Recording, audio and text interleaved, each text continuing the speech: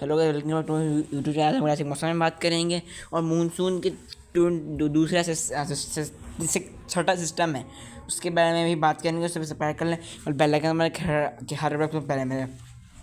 अगर हम कराची के मौसम में बात कर रहे हैं तो कराची का मौसम आज काफ़ी सुहाना रहा। हवा चलती रही, समुद्री हवा और बहाल है। समुद्री बादल आसमान पे हमको नज़र आए।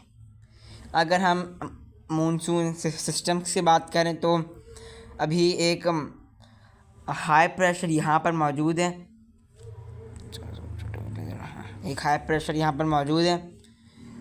अफ़गानिस्तान के ऊपर एक मगरबी सिलसिला थोड़ा सा आगे निकल गया है, जिसकी वजह से जो यहाँ पे लो प्रेशर एरिया मौजूद है इसको ज़्यादा सपोर्ट नहीं मिल रही। तो यहाँ पंजाब में शायद जो तूफ़ानी बारिश के इम्कान थे वो काफ़ी हद तक कम हो गए हैं। एक मगरबी सिलसिला ईरान के इलाकों में मौजूद है। एक लो प्रेशर एरिया इस तरफ मौजूद है बे ऑफ बंगाल की जानिब। अगर हम थोड़ा सा ऐसा मूव करें, हाँ, यहाँ पर एक लो प्रेशर एरिया मौजूद है। यहाँ पर एक साइक्लोनिक सर्कुलेशन मौजूद है। मगरबी सिलसिला यहाँ पर है। एक हाई प्रेशर एज यहाँ पर मौजूद है और एक लो प्रेशर यहाँ पर मौजूद है। एक साइक्लोनिक सर्कुलेशन थोड़ी सी इधर बनी हुई है। एक साइक्लोनिक सर्कुलेशन सिंध और बलूचिस्तान के बॉर्डर है वहाँ बनी हुई है।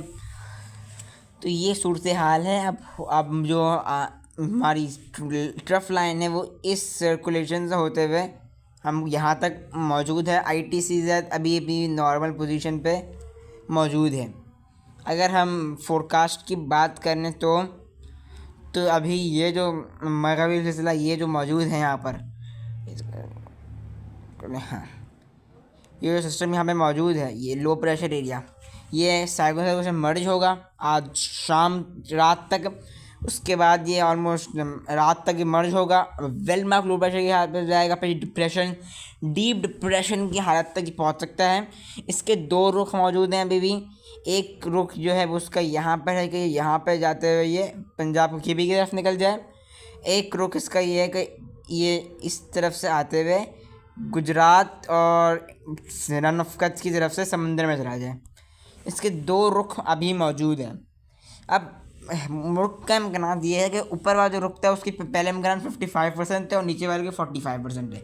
लेकिन अभी सूरत हाल कराची और सिंध के थोड़ी सी बेहतर हुई। सिंध के निचले इलाकों में अभी इम्कानात बढ़े हैं हमारे 55% और ऊपरी इलाकों में 45% मौजूद है। अब उसकी ये कि है कि अभी यहाँ पर एक मगरबी सिलसिला मौजूद है। जब यहाँ पर पहुँचेगा तो होता यह है कि अगर इस सिस्टम की जो शिद्दत है ये जो मगरबी सिलसिले की शिद्दत ज़्यादा है सिस्टम से, तो यहाँ पर एक लो बेल्ट बनेगी पंजाब की तरफ, तो ये सिस्टम ऊपर निकल जाएगा। यहाँ पर फिर यहाँ लो बेल्ट बनेगी तो यहाँ पर एक हाई बेल्ट बनती को नज़र आएगी, तो सिस्टम लो बेल्ट की तरफ जाना प्रेफर करेगा। लेकिन अब उसके इम्कान काफ़ी कम है क्योंकि सिस्टम की जो वो है वो कमज़ोर हो गया है, क्योंकि यहाँ पर एक हाई प्रेशर भी मौजूद है।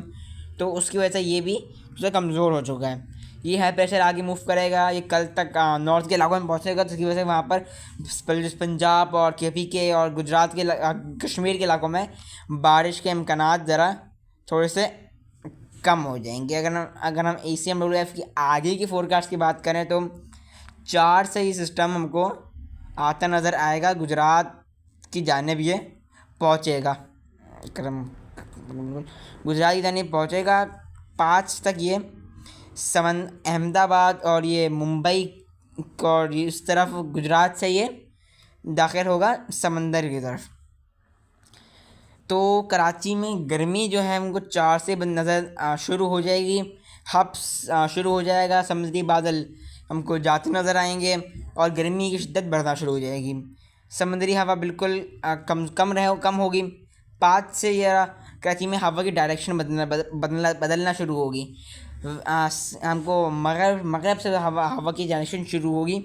सिस्टम ये आगे जब बढ़ेगा कराची में, पर गर्मी के लिए तैयार हो जाएंगे। गर्मी कराची में फिर इससे ये सिस्टम जैसे ही आएगा तो गर्मी की शिद्दत बढ़ेगी। ये सिस्टम की वजह से पंजाब से मानसून की हवाएं भी आएंगी और समुद्र से आई हवा की इश्तराक से बारिश हो सकती है।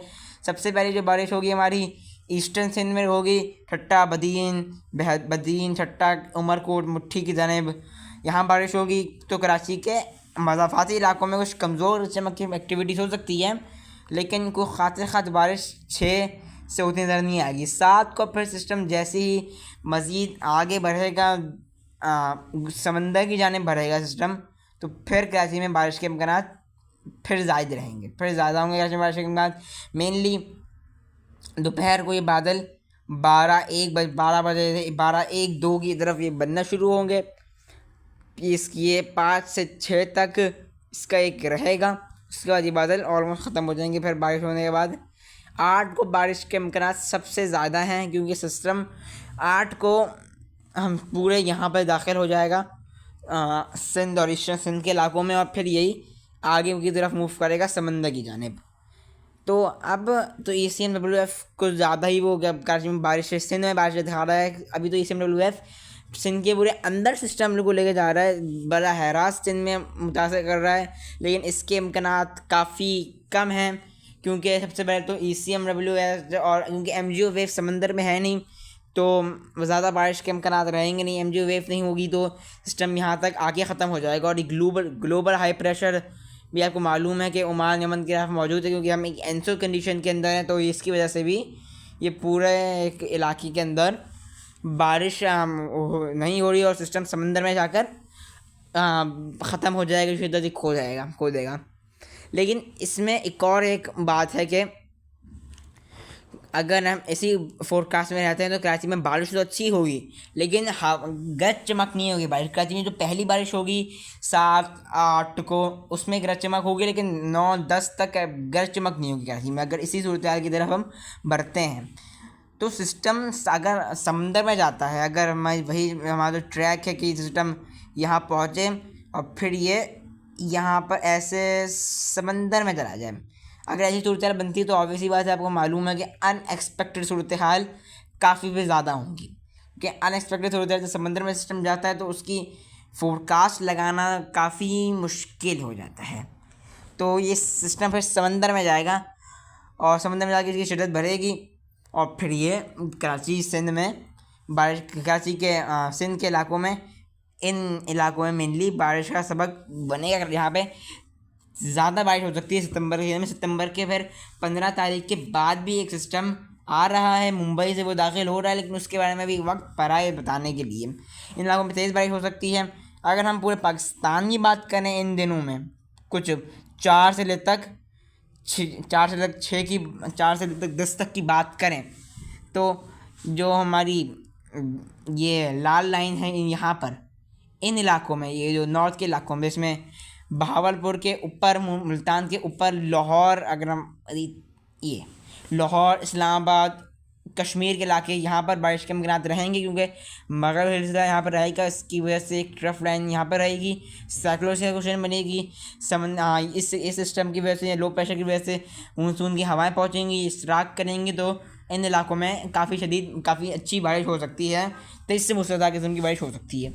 उसके बाद हम इन इलाकों में भी काफ़ी तेज़ बारिश हो सकती है, ये क्योंकि सिस्टम यहाँ पर रहेगा, समुद्री हवाओं की सपोर्ट मिलेगी, मानसून ट्रफ लाइन यहाँ पर पहुँचेगी, मानसून आएगा, मानसून हवाएं पंजाब से दाखिल होंगी, तो इन इलाकों में काफ़ी अच्छी बारिश हो सकती है।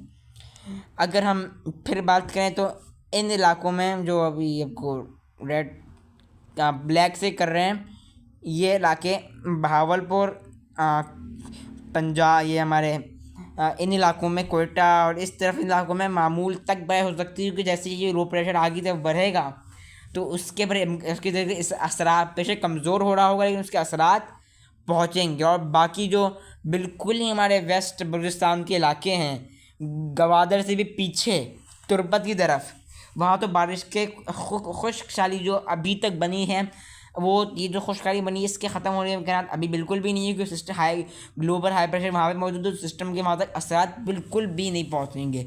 लोकल, क्योंकि तब सिस्टम बढ़ेगा तो हवाएं पहुँचेंगी हल्की फुल्की, तो लोकल डेवलपमेंट की वजह से कुछ इक्का दुक्का मकामात में बारिश हो जाए तो सरप्राइज़ की बात नहीं है, लेकिन लोकल डेवलपमेंट की वजह से बारिश होगी और कोई खासा तेज़ तूफ़ानी बारिश के इम्कान उन इलाकों में नहीं है। क्योंकि अभी तक ये सूबे में तब्दीली हुई, आगाह करें तब लिहाज